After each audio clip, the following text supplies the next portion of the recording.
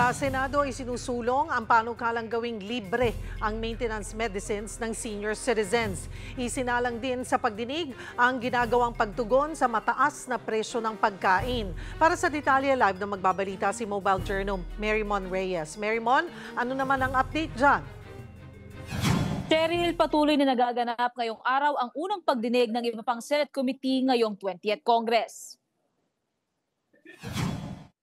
Sa ilalim ng Senate Committee on Agriculture, Food and Agrarian Reform Chairperson Kiko Pangilinan, inilatag ang gagawing pagtalakay hindi lang sa presyo ng pagkain, kundi ang paghahanap ng pinakamabilis na paraan para mapababa ito.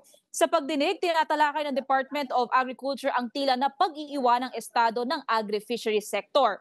Sisilipin daw ng komite ang mga polisiya patungkol sa importation, price monitoring, mga subsidy at ang pananagutan sa smugglers at hoarders ng bigas, karne at gulay.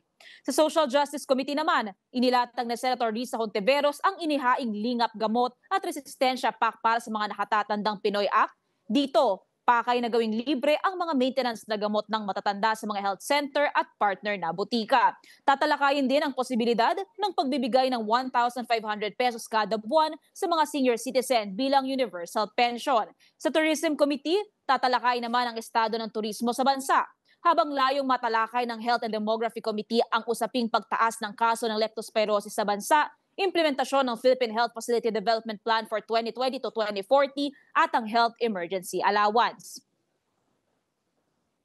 Cheryl, mamayang hapon naman ay isasagawa ang pagdinig ng Sustainable Development Goals at ang Cultural Communities and Muslim Affairs Committee. At sa sesyon naman ng mga senador mamaya, inaasahan magsasalita si Senador Ping Lacson patungkol sa flood control project sa Pilipinas. Cheryl.